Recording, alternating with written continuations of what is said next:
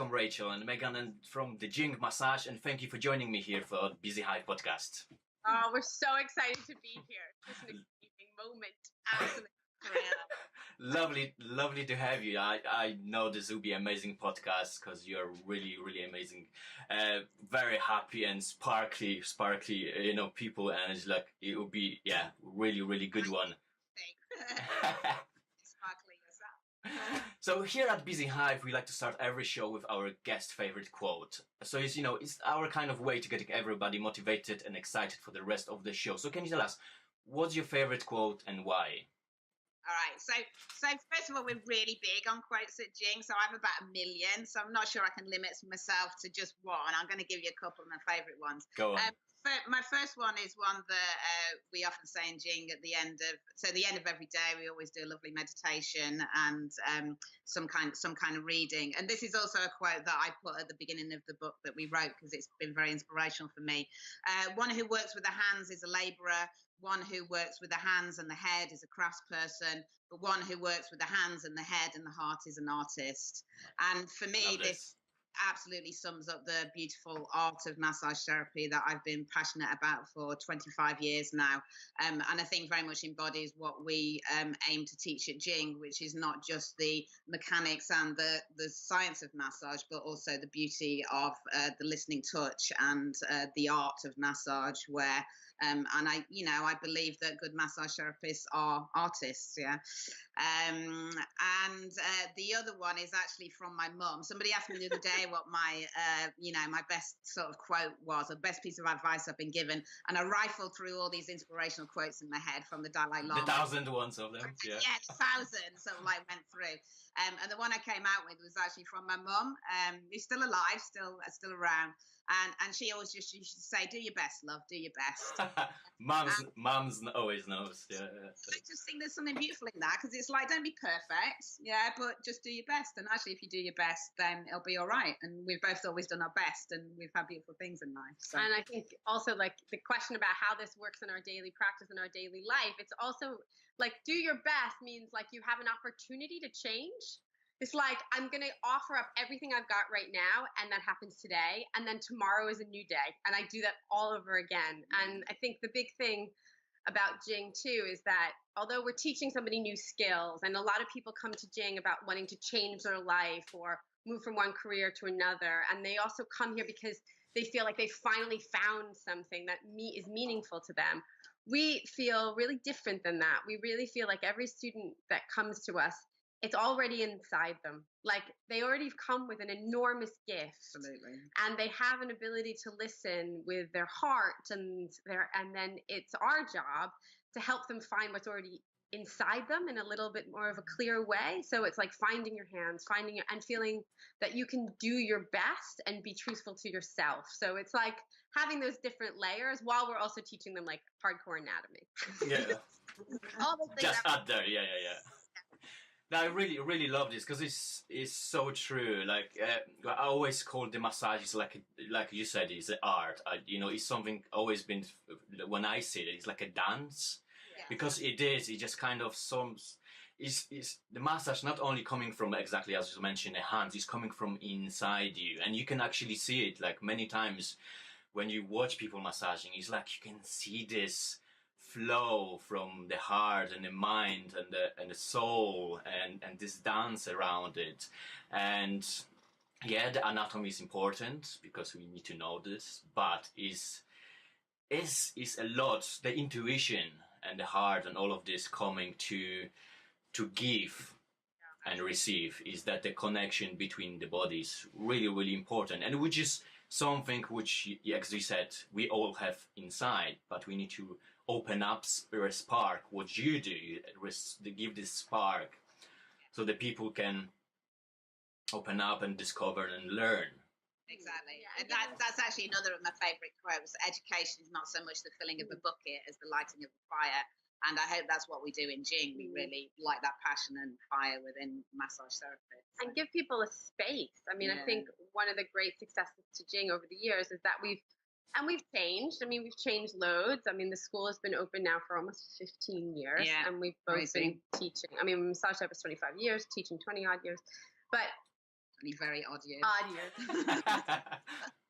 The more we are also true to ourselves, like also true to those words and feeling like they're to be respected and not dismissed. So there's so much that sort of happens, within the education platform around, if you start talking about your heart and you start talking about love and kindness, that will deteriorate and dilute your academic and your level of respect within a hierarchical system around A, education, and B, medical attention. Because effectively what we are is we're people who are helping people help themselves out of chronic pain. And we're not taking like light problems, we're really dealing with pretty high level chronic pain issues. And that might be something like frozen shoulder or MS, or, we're working with very complicated issues. But I think the Jing voice and the Jing view is saying, well, the whole person needs to be taken into account. And no matter what that pathology or condition is, or what anatomically is going on for something, or physiologically,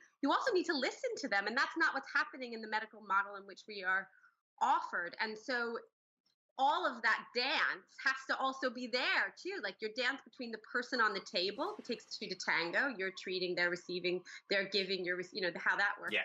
Also the larger scope of who we're dancing with in order to get massage respected as the art and the science that it is, and the outcomes. And I think it was hard for the UK to get their head around, Rachel and myself and Jing, that we were able to sing songs and let people meditate and wear crazy dress-up clothes, but also be really very, very hard lined about understanding what's going on from somebody medically, so that we can do our best, back to our best, to help somebody help themselves. So I think Jing is really unique in that place, and it's taken a long time to be able to feel proud of that and for people to see it. Yeah, because it's who we are. It's very important, exactly what this holistic approach to not only be in tune and listen and take everything to this, but actually take this medical part to have this knowledge. I always said, okay, you can have a car mechanic who study a lot, but he haven't touched the car, and he's not going to do anything. He might have a knowledge, but if you haven't practiced, not going to happen. And the other way around, kind of the person who practice a lot might be good, but without actually understanding what's happening. Yeah, absolutely. And a lot of teachers know a lot of things, but don't practice. Yeah. So we get a lot of that, like some, kind of on the big name scopes. It's like, oh, these people, they've written all these books and they've done all this amazing research. And we're like, yeah, that's super helpful. And they're not necessarily practicing or clinicians. So that is also a big thing at Jing, that all the teachers are practicing, putting into work what they're doing. So when they're teaching and they're in fact sharing, it's like I had a client last week, I had a client and that can be a live classroom, not something that's sort of coming out of a book or. It's fantastic to hear that exactly you as a school, as a practice, found this balance to bring that. So really, really good to hear. So in your mind, can you share one of the challenges as a new therapist, and how did you overcome it? Because you both said you're practicing for 25 years. Yeah. So one of the things that I feel like is really great to bring to the classroom, both of us, is that we're also we've traveled a lot, right? So not only have we dedicated our life to massage therapy, we've also had to be a new therapist many times. Yes. So there isn't just like the initial, I went to massage school in the 1990s and then had to open up a practice. That's a period of time. But then I moved from California to New York, and I had to be a new New York therapist, which took a whole other thing. And then we moved to the UK, and then we had to be new here. So we have a lot to share on that point. Just to stop you, where are you from originally? I'm originally from New York. And that is actually where Rachel and I met. Yeah. Rachel went to massage school in New York, and where it's a degree also. And so that was how, this marriage occurred. Yeah, I'm from the north. I'm from the northwest originally, near Liverpool. Yeah. I can hear. Right. So I think the biggest challenge, which even for me, which I can't, people just can't believe it, is literally opening your mouth. And I think there is this, opening your mouth. Your mouth. Gotcha. Yeah. Actually engaging with people about being a sole practitioner or being in business for yourself. So although like sometimes we support young massage therapists, i.e. in time, not necessarily in age, to go and be employed by someone or work at a spa or do something like that to get hands on bodies. That's not usually the longevity of what it means to be a massage therapist. Really, we're usually supporting people in a practice in which they're becoming self-employed, running a clinic, and then perhaps supervising other people. Like that's sort of where you're moving towards. And so the greatest challenge is finding that initial 5 to 20 clients that then become your client base, that then will then talk about you and then be able to get you more clients. And that's sort of how things build. And of course, in this moment in time, people come to us all the time about how to market themselves, how to profile themselves. And there's so much about social media, and even people still talking about leaflets and all of that kind of thing. And for sure, I can support that. I mean, Rachel and I have built this business. We've built other people's businesses. We have that scope.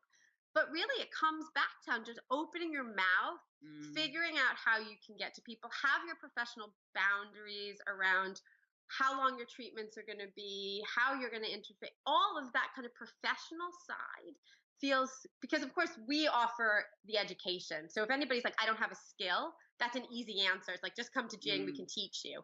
But how you then take those skills into being able to pay your bills and your life successful vacation that you want to take your partner on. Rachel wrote an article which she's just about to tell you because we have the same mind. It's like, say something, she's going to talk about something. Go. I love it. Fantastic. I've written all these articles for years and years. They're all on the website actually, but I've written a ton of articles for trade magazines over the years. I currently write for Massage magazine, but about all these different nerdy techniques. But the one that's been the most successful was an article that I knocked off in 2 hours, which was how to earn 35k a year as a therapist and take the summers off. And I had like massage therapists coming up to being like, I've printed it out and I keep it in my handbag because it's my mantra. And it got shared, really, everywhere. And it was the thing that people really grabbed to, and you realize then the need. Actually, how do we support massage therapists and give them the confidence that they are worth? And for us, Jing has always been about that, because when we started, which I'm sure we'll get into at some point, but when we started off just offering 1 and 2 day courses, like in particular topics. So for instance, people wanted to understand how to deal with whiplash or herniated disc, and that's within our skill set. And we could offer that for manual therapists, and that was open to massage therapists, osteopaths, physio, anybody, because we had a special set of skills. But what we then realized was, because massage therapy, the basic education level was so little, like the amount of time we offered, that massage therapists who had gifts didn't have the knowledge because they hadn't been offered in the classroom setting. And then because they didn't have that education and hadn't invested, they then didn't feel professional enough. So then they didn't feel like they could charge enough. So then it has to stay a hobby. And it just cycles. Even now, 15 years on, when we're saying to people, like, the going rate for massage really shouldn't be under 50, and you're looking at, 50 to 100 and wherever you are, you can just see it in their faces. Like, I couldn't possibly, like, I'm an artist and but underneath that, there's also like, I'm also a fraud. Like, I don't know that I'm worth that. And this Balshy blonde from America is telling me that I have to charge people through the roof, and she's crazy. What does she know? But so we're working on that. That I think is the greatest challenge for a new therapist, and the greatest challenge for an old therapist, and every therapist who is doing that, because that is not part, unless you're at Jing for a long time, that's not usually part of your entry into massage. And I mean, to add to what Meg says, I think part of the beauty of Jing is that we've really built up a beautiful community here of therapists who want to support other therapists. So there is no competition at Jing. Everybody is out to help everybody out. And, within that, I mean, in the Buddhist community, they say that the best person to learn from is not the great guru. It's the person who's a bit ahead of you on the path. So, and I think one of the beauties of Jing is you realize that you're not alone in your struggles, because we all have the same struggles, and Meg and I have been through it, our other teachers have been through it, and I can say there's probably top 5 things that therapists have when they start out, which we've been through. One, as Meg said, is the actually valuing yourself and charging. The other one is just getting clients through the door, literally. How do you do that? Another one is, not charging enough, all that kind of thing. So actually being uncomfortable around money. And then the other one is people burning themselves out. So, just actually physically, mentally, emotionally burning themselves out. And I think, one of the great things about Jing is we can say, oh, well, look, Jane over there, like she went through what you went through a year ago. She didn't have any clients, and now look, she's got a busy practice, and here are ways that you can do it. And you can talk to Jane. Yeah. And that also, I used to work when I was in California. I worked for an organization that supported women in business. It was called Alumni Resources, and it was for women who'd gone to quite exclusive schools, but they weren't getting the same job as their male counterpart, right? And what they built up was a library of individuals, literally on a shelf that you could take out, who were doing the jobs that they wanted to do. So like you could call an architect who'd been in business for 5 years, or a solicitor, and that kind of thing. And you realize, well, that's how people like do work, is that they find out what other people have done before. And you have to find the right person who says, I'm happy to give you all my trade secrets, because they're not secrets. They're things that I've learned. And to be honest, like experience and and the best thing in the world is that not that anybody ever, that there's nobody at the top that is at the top. It's for us that the profession across the board, so every other training provider does the best they possibly can do, so that everybody's risen up, so that massage therapy is respected across the platform. And you don't have to dig into somebody's CV and say, well, I don't know, they only did this and they only did that. They're like, they're a massage therapist, so they know this. And that's what happens in New York. So that's one of the things that we sort of come from. It's like everybody's got a degree and everybody does that, and so you kind of know a level. But it's a tricky playing field here. Is it tricky because a lot is about exactly believing in yourself and the mindset? Because it's just we get this superpower, we can massage and help people. But we always coming, the people who coming to the massage, they are people with the, big heart, and usually without any business education or any kind of, I'm not going to say any drive. They just want to help people. Yeah. And there's this 5% which I really just want to go for it, and they really want to be that successful, and they don't know how to do it, but they learning, studying, help, finding it out, and they are. But it's just kind of about breaking this point and actually educating people that is what it stops you is in here. Yeah, absolutely.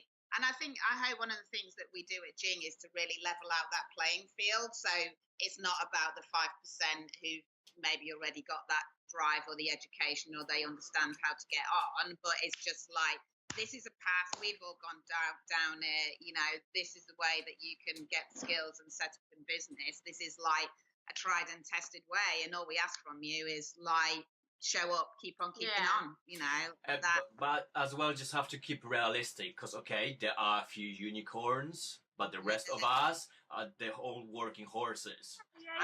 And you know what? You have to work hard. It's not easy. Really happy to tell everybody that we're not unicorns. So Yeah. that also happens. Like, I might dress up this one every once in a while, but the thing is, it's like, we'll sit there and we have, and I remember the first time Rachel said it in the classroom, and I was like, because of course we're also teaching each other all the time. And she just stood in front of this huge group of people, and she said, I have no unique skill.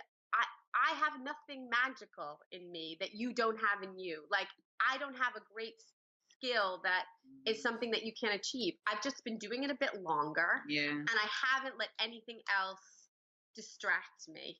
And, when you said that, of course, I'm getting chills now, but it's like, right, that is true. It's like everybody who's really good at this, which means that they have a full-time practice and are feeling they have space and that they're not up against it, is because they've, had that bit of being able to be determined and the drive, supported.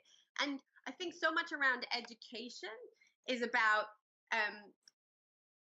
it's about like, if you get all the numbers right, if you do the best on your exam, then you will be the best. And at Jing, it's not that. It's like, if you show up and you say, I want to learn, and you say, I didn't remember it last week, but I still want to learn. And I didn't remember it last week, and I still want to learn. And I didn't remember, and I didn't remember. And then I had a really horrible thing happen, and I didn't remember. We will never, ever let anybody fall by the wayside, because the people who come to this practice, first of all, most of us are dyslexic, most of us have education, there's all that stuff. So Jing is always like, come, but you got to show up and put your energy in, and we will give it back to you tenfold. Yeah. And people do that thing, we run the 3-year degree level course, the BTEC level 6, and we have people who 50-year-old, women who all their life have only stocked shelves at Sainsbury's because they were told that they were rubbish at school and not academic, and they do a dissertation, they write a dissertation. A carpet with a cap and gown. It's and they present original research at a conference, and it's amazing. So yeah, fantastic. Yeah, but let's talk about now the story of the Jing. So, can you tell us, how did you get started, and how did you get to the point where are you today? Okay. Well, what we could also tell you is what Jing means. Do you know what Jing means? No, that was another question later on. But go on. What Jing means? So, Jing. Jing. What is the Jing? The Jing. The Jing. Who knows what the Jing is? The Jing. The Jing is a part, as a Chinese word, a type of qi or energy that we get from our ancestors. So that's Jing. Okay. Yeah, that comes before us and helps us to transform into what we've always meant to be. And so that has a deep and great meaning to what Jing is, but really it just rhymes with a lot of stuff. It could be jingling, you could do jingle bells, and so that gives you both the sides of Jing. Do you want to say a little bit about your beginning of your part? Yeah, sure. So I used to be a social worker back in the day, so it never occurred to me to do anything else other than work with people. I didn't even realise there were other jobs that existed. So I'd always been a social worker, and then in the early 90s, I was working with people with mental health problems, and I was sort of vaguely interested in maybe doing aromatherapy. I was like 28, 29. I was getting a bit bored, so I started doing these night classes like drumming and car maintenance. And then I said to my boss at the time at work, I was like, I sort of fancy doing a massage course. And she said, well, we've got a bit of money in the training budget. Why don't you go and do it? So I sort of wandered into our local massage school. And I remember it's 500 quid to get qualified, 6 weekends. But it was all a bit of an afterthought. It wasn't like I had some great calling. But then the first day of that course, when I put my hands on somebody, it was like the Disney birds kind of tweeted in the corner, and stardust kind of came up from nowhere, and everything, got a rose of pink glow. And I was like, wow, okay, this is a thing, this is really a thing. Because I always say our dirty secret of massage therapists is that everybody thinks we're really altruistic, but actually it makes us feel really good, right? So that connection. So I started using massage in the workplace where I was working with the women with mental health problems. And that was beautiful. And actually, those women are still in touch with me, like nearly 25 years ago, which is amazing. So I started teaching massage quite early in my career, because I started teaching those women basic massage skills that they could use for themselves. And we got the courses accredited at the local college, and they used it to deal with their depression, anxiety, and diagnosed mental health problems. And then I started my own practice in the evenings. And I was really lucky because my local doctor started coming to me for massage, and then she just started sending me loads of people. I was like, oh my God, I've no idea what to do with them. I've got a list of contraindications as long as my arm, but I kind of managed to deal with them all right. But I then started looking around for further training in the UK, and there wasn't that much at the time.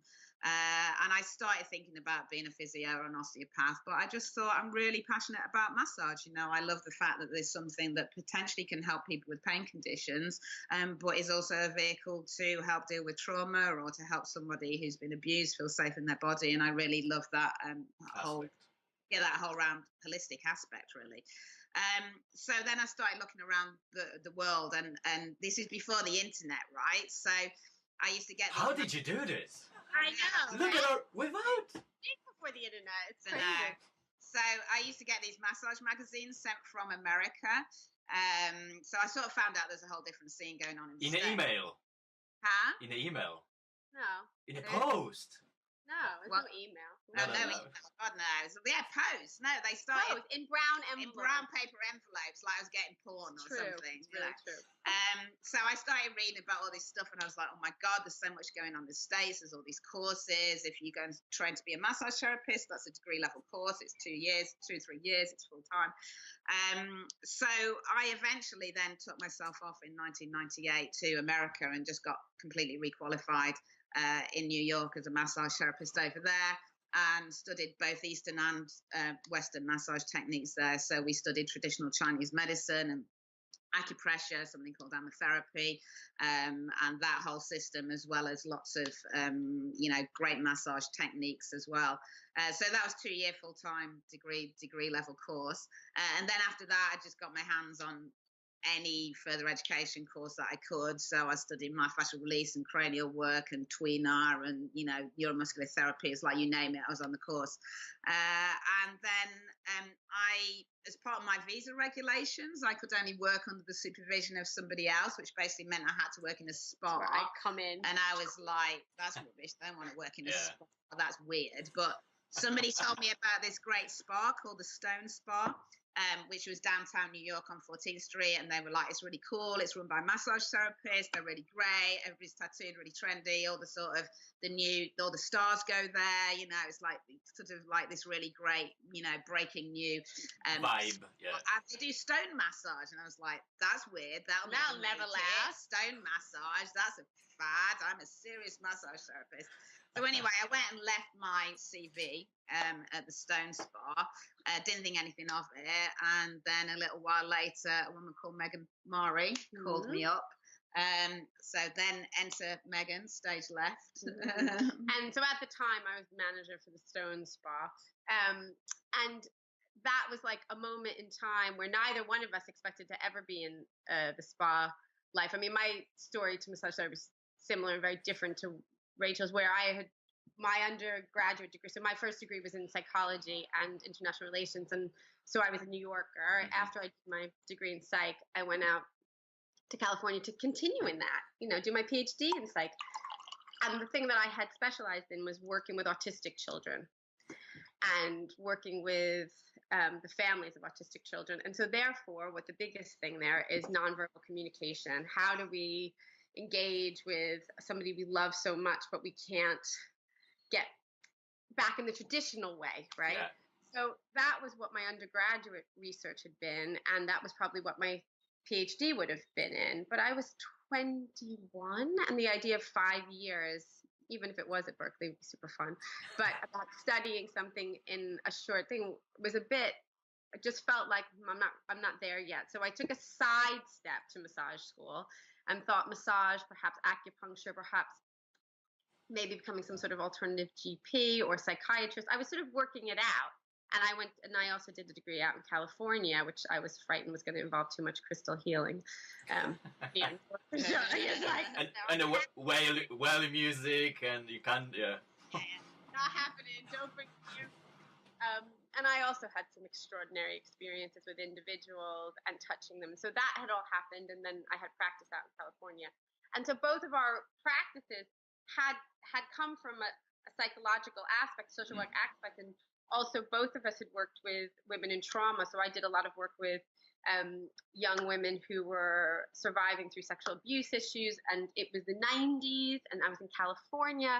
So the only availability to men living and dying with HIV was acupuncture and acupressure. So I did a lot of work within and for and as part of that community around understanding touch, when touch was like inconceivable to so many. How important the technique was became less and less relevant. So it was like, do I know the points I'm working on? Am I doing this versus that I'm extending to my hand to someone who needs touch in a different way? And also your outcome, because one of the things about Jing is about our two outcomes are decreasing people's pain, increasing range of motion, and for sure changing somebody's quality of life, And so in those early days, it was like, well, I'm not going to be able to change this outcome. Like the trauma's occurred or the trajectory's there. But while I'm here, I can change and work with somebody to help them change their quality of life, right? It's not my job, but I can help that. So that was where we sort of came from. And both of us were sort of forced into the spa industry. So also I had to go to spa work because of New York's licensing practices. So it was the Stone Spa was also before the internet. And became an international sensation from an article written in the New York Times in probably 1995 1996, I want to say, where the Stones were photographed. It went out in the style section. It was a double page thing, and the phones went ballistic. There was no website. There was hardly even voicemail. It was like that. I mean, you can't even imagine it. Like, really weird, I feel like Carla and Adam, who were my bosses there, were the first people to give me a mobile phone, and like I think we text each other. And so you didn't have a mobile. You had a pager. Yeah, a pager. Yeah. I had to, because I was a manager. She was a manager. She had a pager. I had a pager. Page me from massage. And then we started really like servicing and opening our doors to international visitors, the New York scene, and the stars, right? So we became the spot to the stars, and you know, the names that we were able to use were like Gwyneth Paltrow and Donna Karan, and they were all coming in, and it built this massive sensation overnight. And I was really being baptized by fire, because I was like 28 then, and I was running a multi-million-dollar organization for someone else, and running all of their marketing, media, that kind of thing. But in the end, companies become companies, and money becomes a bottom line. And what their trajectory was as an organization or a company was to build product. And that's what a lot of massage therapists are going to also encounter. It was like, how are we going to make money off of massage? Because we were massage therapists running it, and the people who own this massage were massage therapists running it. The massage therapists were paid really well. So massage therapists were getting 50% of the treatment. So if a treatment was 120, the therapists were walking around with 60 plus tips. So it wasn't like we were doing what's happening in the UK, where people are getting paid £7 to £10 treatment, which is so a product line was developed. Let's not go there. Maybe next podcast, but But we put this product line together, and then I became the international sales and marketing manager, and set up and went. And then at this point in time, Rachel had applied for a job, and the part that she's not telling, which is not much to do about Jing, it has a lot to do with how Jing was born, was that this spa was a big deal. It was an incredibly big deal. And know that something like New York massage therapists who had put 50 to 100,000 in their education and had to work for 3 years before they could apply to the spa were like sending the CVs I was getting daily were massive. And when I interviewed Rachel, she did the incomprehensible, which is that she said no. To the job. To the job. I was offered it. So she was offered a job, and she said no, and nobody said no. Nobody said no to me. Nobody said no to working to this spa. Like, it was like, this is not happening. And this is so many years ago, Chris. It's like so crazy. And I can remember, I was like, what? You know, it's like, I choose you. You don't get to, it was just like this sort of crazy. Who are you? Wait, what? Okay. All right. Okay. And we'll roll with that. And then she obviously cut something in me, and it meant something to me. And I thought she had something in her. And also she was from Liverpool, which is where my mother was from. And so I just hounded her a little bit, and kind of fibbed a little bit about how I would hire her, which was that she wouldn't have to work weekends. And then she took the job, and then she worked weekends. I did work weekends. So where's the Jing cable? Where's the idea to open? That was a meeting in yeah. That was all about, and the thing is that the line of all of that, which is what Jing's come from, is the need for education. And the need for making money out of, like, or understanding how to make money out of massage. So how did you, that was New York, how did you arrive in? I had to go back. Yeah, so it's always been my dream to take what I'd learnt in the States and bring that back to the UK. And she had it. Provide, she was clear. To provide the level of massage education that I hadn't been able to access in the early 90s, right? So now it's sort of like 2000 odd. And I said to Meg, I need to go back to the UK. I mean, I had to for my visa anyway. This is my dream. And Meg was like, great, I'll come with you.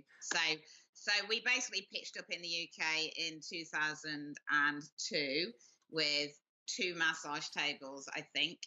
And we started running courses for, 2 people, 4 people from our front living room. And we went anywhere anybody asked us to. So we went primarily to village halls in the UK. So, FHT support groups, little gatherings of massage therapists.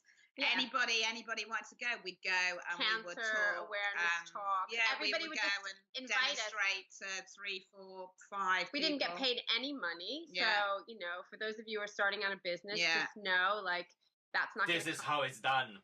This is how it's done. You go out there, you talk for free to anybody, and we were always passionate about what we did. And we always had to lug our equipment, and we still have to lug our massage tables. There's a lot more and a lot more people involved, but it's like we had to do that thing where we'd get up at 3 o'clock in the morning and drive to Manchester because we couldn't afford the hotel, and we'd get there and the lights wouldn't be on and it would be cold, and you know, and we would not be kind to each other in the dark and be like, why are we doing this? And then we'd meet and then we would meet the first student, right? Then the first student would come up to our stand or our thing and say, wow, I really want to learn to be a massage therapist and I don't know where to go. And then we were off like fire. And it was like that person was the only reason we were there. And I think Rachel and I have always been dedicated to the individual. And there was a space in the market, or a space, and there still, sadly, is a huge space for high levels of education. So Jing totally grew word of mouth. We put a website together for sure, probably 3 years into it. And we would like leaflets that we would staple, and like we hand out that we typed the night and printed at the local shop. I mean, we really did all that, and we lived together, breathed together. We worked 7 days a week. We had a 2-bedroom house. 1 room was a massage room and 1 room was an office. So we didn't have a bedroom. We slept on the couch. We did all of that. And this magazine, we wrote articles. So this magazine doesn't even exist anymore. An amazing woman called Angela Mahandra used to edit a quite major, you know, massage complementary therapy magazine. So we started writing articles for her, and then we started getting our pictures on the front cover. You know, I mean, that's Massage Fusion, which is 2009. You know, the book called Massage Fusion wasn't written until 2015. You know, so it's like. So I wrote articles. I was writing for about 4 different magazines a month, you know, just like. And we kept our other jobs. Rachel was a part-time social worker. I was doing a master's degree in law and doing a bit of work around that.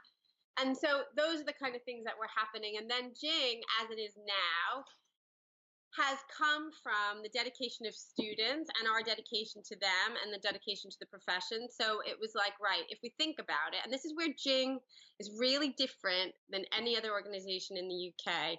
There were pre-existing qualifications, right? So there's an ITEC level 3 and there was a VTCC. And for those of you who are out in education, what usually happens then is you get to a certain level and then you kind of get involved with those qualifications and then you buy them or deliver them. And then that's something that's quite recognized.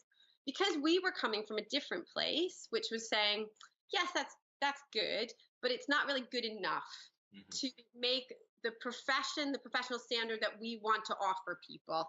So what do? Do we do what's already been done, or do we do something different?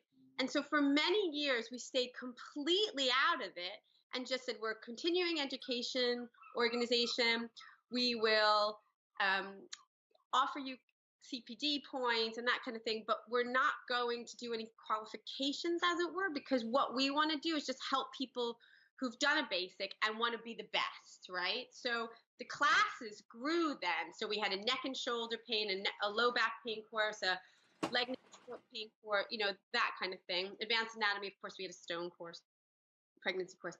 And then when we were in the place and we were like, okay, Westminster was offering a degree and that closed, they couldn't support it. And we were like, right, we're going to do something different. We're going to do the thing that we feel is what people need to be professional. And that was when we wrote and executed the BTEC level 6, which then offered people a degree level course vocationally in massage therapy. It's 3 years. It's what every other degree is. And it is what our society needs to recognize somebody to be a professional. So you don't have to do that. You can do a tiny amount of education and still be insured and working for sure. But we're real, and we offer that. We offer a basic qualification too, but we're always saying, look, if you want to be a professional education is where it's at.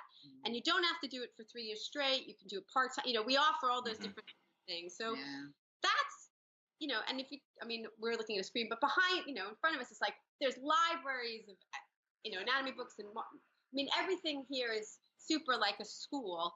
But at the same time, it's like, right, well, this is about helping people help themselves into a better way of life as a massage therapist, and then help people have better ways of life. And that blows me away. I will sit back for 5 whole seconds. No, amazing. Thank you for sharing, because it's really important, exactly the beginning, and because the ideas are born there and kind of growing and starting. I completely understand. When I went into the massage school, and there was just a random idea or something, but I'd done the first step in the massage school, and there was like massive weight on my shoulder just went down with the like massive billboard. This is it. Like truly inside, you know what I mean? Like that was like, what's that? Like, what? And I haven't learned anything, but the feeling is just kind of already born there, kind of, what you're on the right path. And that's exactly how it's starting, and the points of the way how you want to do it, how you want to deliver it, the way that you actually like seeing what's out there when it comes to courses, education, to actually you want to do different and better because you see the lack of it, because there's lots of things happening, but actually we already involved as a massage industry, and we're getting better at being recognized and being seen as a professionals, and seeing more than just a backroom hand job or something like that, which is happening. So that's what we're doing, is exactly just bringing this up and educating not only people, not only ourselves, but the government itself and the medical professionals, which still doesn't believe in us. And things are moving better and different, but it's all about just kind of putting your foot there and actually just talking and educating people. The only way we're going to do this, and creating what you as a Jing do, kind of bringing those professionals which are exactly the beginning of something bigger, which exactly going to show the level of education and professionalism. Yeah, absolutely. And I think people often say to us, I hear massage therapists saying, "Oh, it's not fair.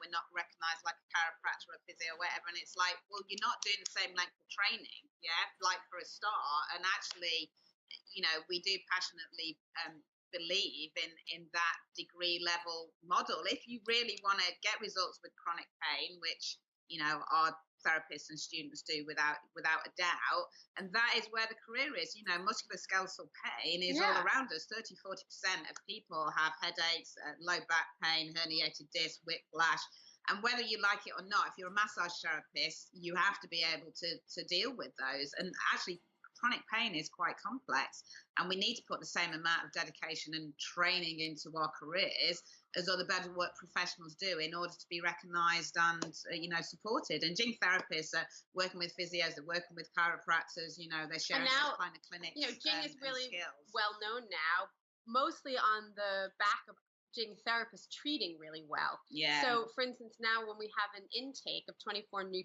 people who want to become a massage therapist, it's very likely that 20 of them have had massages from Jing trained massage therapists and have had their own kind of life change, and that massage has changed their life, which is everything for us. And also Rachel and I then, of course, made a real change from being outside the framework to being inside the framework. So then we started running things like when there was CAM, which was a great trade show. We were kind of like the big guys on the hands-on workshops. We run 8 workshops over a weekend. We'd see 200 massage therapists, kind of by the hour. I now sit on the board of the CNHC. And Rachel has worked with the CNHC over many years, professional specific board, in the idea of registration and regulation. And although it's voluntary at this point, it's like we're working towards that. So we've been able to keep our ethos intact, not pay into any big business that we didn't feel was ethical, and still run the line of accreditation and work with a university level system rather than something that had been slightly watered down for something that would be a bit more bite-sized for the market that existed. And when we go in and we do lectures or kind of inspirational talks to FE colleges and young therapists, I think the thing that we most have to offer people is that it can be done. You can be you. And everything we have, we've always made off of massage therapy. And the thing that massage therapy gives us both is an incredible satisfaction in our work life. I mean, of course, we love teaching and we love treating. And it also gives us our life. So that means like being able to navigate I have a family in New York, like international travel, being able to work schedules, being able to pick kids up, being able to have trips. Probably not exactly we totally thought we were going to have 2 months off in January and like live in Thailand. Like that doesn't happen too. So you got to like let go of that because you have to show up to all the things when you build your business. It will come. Yeah. But you own yourself. And now we all have a legacy, which means that hopefully we'll, and I say this means that we'll almost be forgotten, because I think we have done so much, and we have built a team of teachers now who have dedicated themselves to, because in order to teach for Jing, you have to be a student and then you have to go through a long process, an old-fashioned apprenticeship. So they're a team of 10 teachers who in their own right are extraordinary teachers. And so for us, it's a bit like, wow, like what we had, we have offered, and that's being taken further than what we could have ever done in our lifetime. Yeah. And I think that 70s ethos or the 60s ethos has been so washed away from the framework of sports massage and everything that's so clinical. And it's like, this is big stuff. Ida Rolf, like that was all about like thinking, developing, intuiting how people needed to be put back together after trauma. So it's like, I think we are a new voice to many, but to us, we feel like a very old voice that we've heard from many that came before us. And massage fusion itself also, like in the foreword, you'll read, it's like, there's nothing in this book that we made up. Yeah. These are incredible techniques that came from masters before us. What we had was the privilege of having them pioneered it, and then us to be able to put it together in a method that gets outcome in 6 treatments. So we can offer a new formula, but those who say I've invented something new, you have to question that. Yeah. So exactly, because I had a look at your book. What is a Jing method? Great question. Massage fusion. what you mentioned, I just have it. There was a lot of my into the screen with that. Rachel's arm. Yeah. A lot of hours of bums on seats. So the Jing method is really it's a mixture of advanced soft tissue techniques that aims to get results within 1 to 6 clinical treatments. So what we've done here is our methods are really based on clinical practice. So both what Meg and I did was we went out in the world, learned loads of advanced techniques, went back and tried them out in our clinics, found that some worked, some didn't, some worked on some people, some were like really difficult to master. And really through trial and error, just put together a combination of those techniques in a way that will get results quickly and easily for the client. So the Jing method is actually a mixture of, we remember it by the mnemonic HF MAST. So it's using hot or cold at the beginning of the session. So generally heat for the treatment of chronic pain. We then use fascial techniques. So we teach both direct and indirect fascial techniques within Jing. The M stands for muscles. So we treat all the muscles around the joint for trigger points. And I think that's one of the hallmarks of the Jing method, is that we teach very precise trigger point therapy that is very much honed by the concept of the listening touch. And very well understood anatomy. Like you need to know where you're going. Yeah. A stands for acupressure points, so also relevant acupressure points around the area. S stands for stretching, so always stretching muscles that you've treated for trigger points. And T stands for teaching, so that's actually teaching the client self-care suggestions that are going to be the right kind of self-care suggestions for them. So not just the usual stretches or treating the self for trigger points, but it might be breathing exercise, meditation, which is shown to be really helpful in the treatment of chronic pain. So those are the techniques that we use within one session. And we actually make it really easy for people. So if somebody comes on a low back course, we basically teach you a protocol that's designed to get people out of pain within 1 to 6 sessions. So if you've got a bad back pain and you come to me, I would say the way that I work is I use a number of advanced techniques. And if you can come to me once a week for up to 6 weeks, I'd expect to see a reduction in your pain round about week 3. Yeah.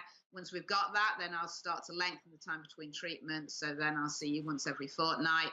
And eventually, I highly recommend that you get onto a maintenance schedule, probably about once a month, once every 6 weeks, whatever works for you time and money-wise. So the client's getting a really clear idea of before you get them out of pain. And I'm going to stop you now. Guys, listen to that again and make notes. This is how you talk to the clients. I know, This is how you talk to the clients. And look, like it just came out, exactly. And this is something was so naturally came through you. This is just something what every client gets, and that's a plan. That's it. Absolutely. Yeah. And that's how you get clients. That's how you get the results, and that's how you get business. Yeah, Rebooking clients. Absolutely. And that is what the Jing method teaches people, and that is what gives therapists who study with us the confidence to be able to use that language that Rachel just did, to be able to say it. And even if they haven't had a client, they know that all the people who've come before them have seen a herniated disc client, and they can get them out of pain in 1 to 6 treatments. So I think if the Jing method is anything, it's a shortcut to getting results. Because if you're a dedicated therapist, you will figure it out eventually. You go to school, you learn a few techniques, then you go on and you're like, oh, well, that doesn't really work. I've got a person with low back pain, my sort of relaxation stuff that I love, qualifying course. You go in some courses, you try them out, then you add something else in the mix. So 10 years down the line, you've kind of put together a number of techniques that work for most clients most of the time. But what we've done at Jing is really been all right, here's your shortcut. Do this, 8, 9 times out of 10, you're going to get results with those chronic pain conditions. We're not saying you can't vary. There's space to vary things. Yeah. The treatment, the person. So the other part about the Jing method is a thorough assessment, which a lot of people aren't taught. So in that language that Rachel's offering, it's like, this is how I work with you. So that's from the first phone call. I'll be looking at the first treatment. We're going to be doing a full assessment. I'll be doing a full body treatment. Then we're going to be doing a retrack. You're going to tell me what worked for you. I'm going to tell you what I discovered. And then from there, we're going to work forward into offering up a plan for you to change this chronic condition. So also, we're changing the language from a one-off treatment for sure. And a lot of massage therapists suffer from trying to feel that they have to show all the tricks in 1 hour. And someone's been in pain for 10 years. And we also teach a lot of people how to do a proper consultation around those things. So not so much about the contraindications, but perhaps engaging with people a bit more about how do you engage about pain? How do you ask that question? So what is the problem? How long is it going on? And actually telling that, we don't have a magic wand. We have a skills we can do, and we have a good results, but this is what we need to do. And how great is that? Because you know what? I'm going to put the time into it. Do you want to put the time in? And you make a relationship and a cooperation that doesn't often and isn't able to be facilitated within the medical model that exists. I mean, I love my doctor, but how can she do what she's doing in 7 minutes? So this is the privilege of being a self-employed massage therapist and offering up 60-minute treatments. And so the Jing method kind of keeps you in a rigor, but also lets you use your soul. And the book explores not only the practicalities, so we've got lots of chapters with lots of big pictures because that's what everybody wants, on the method. But for nerdy types who want to look at the science behind it all, we've also got chapters. It's still there, So it's very evidence based. And I think, Meg was saying about the consultation. I mean, in the book, I go into the evidence behind actually your results are also going to be better if you do a good consultation and you teach self-care techniques. And there is a lot of psychology behind that. There's a lot of science and evidence behind that, So the hands-on techniques are absolutely important, but actually they're not the be-all, the end-all. The client having confidence in you, feeling that it's a plan in itself, researchers find actually accelerates the healing process. So we're trying to put it all together, the psychology and the physiology. Yeah, fantastic. I really love your passion. And you can see that what you're bringing into your school and to your students, it gives a lot because, that's what we like to see. That's only you done it, you experience, and you're sharing that not only your passion, but only as well the experience and the knowledge, and actually changing the direction of what massage industry is. So really amazing to hear. So what's the future plans for Jing? The first future plans for Jing is being able to make those changes in a worldwide stage, or being able to access people who can't necessarily access us. And in where we talk about, we didn't have internet, now we do. And so Rachel, of course, always at the fore. Rachel has all the ideas, and then I do a lot of pushing to make it. But she's amazing, and really came up about 5 years ago with this idea that we would be able to deliver some of those advanced modules online, and so we would be able to do online courses. And I, like most massage therapists, thought, what? Like the way that we felt about the stones. We're like, what? That's never going to happen. And how can you teach massage like online? Like, that's crazy. And how can you be sure that people are learning it? Blah, blah, blah, blah. And so what we did was not just record ourselves. We got a big education grant, actually did a lot of investment in the courses. And now we offer, how many are there now? There are 4. There are 4, but there are 9. 2 in the pipeline. I mean, I think we're really proud of our teaching, and we really invest heavily in the teaching side of Jing. So the teaching is very interactive. It's very available to everybody. It's not about sitting and listening to PowerPoints. It's about playing games, singing songs, doing Tai Chi. Very, very hands-on. All the anatomy is hands-on. So it was a challenge to feel I really want the online courses to be as near and as equal a replacement as possible to coming on a Jing course, right? So that's quite a tall order. And I just thought to myself, well, why are a lot of online courses boring, but actually films are really interesting? Like, you'll sit and watch a film for 2 hours, whereas if I look at a lot of online courses, I'm like, oh, okay, I need to go and watch, have a cup of tea. So we really try to make them more like films. So you get the sort of banter between me and Meg, all our bad jokes repeatedly. You get really good close-ups of all the moves, cutting back to us in the studio, talking about what's going on. There's, great music in the background. They're really beautifully shot. We got a proper film crew in. So you get all the videos of the techniques, plus us talking over them, and then you get really beautiful PDFs that you can download. And that's also called the Jing Massage. Also, yeah. So so photographs as well of all the techniques that you can just download online or keep on your tablet. And then there's quizzes as well. So after you've watched the section, you can quiz yourself on it. And we also have an interactive Facebook group, so people can also support each other and get the sense of community. So the greatest thing for me is that people have been coming through who've done the online courses. So first of all, people are like, yeah, they're great. I love them, and I can rewind them and watch bits of them, and people are really learning from them. But the people who are coming through into Jing who might have done the load back online, the quality of their work is as good as somebody who's done it on the hands-on course, and that was quite spectacular for me, really. So people are really starting to mix, the blended online and the hands-on. So some of the modules of our degree level course they might do an online, and then they'll come into class for a review. So yeah, it's worked really well. I was happy with it. It's been in it, but they're a big job. So we finished the filming 4 years ago, and it's still on my to-do list to edit. But it means that more people are being able to access this level of education, and it's being directed at massage therapists, rather than a lot of things that both of us had to do, which was kind of steal a little bit from the osteopaths, or, be lectured to somebody. It wasn't quite what we were doing. Yeah.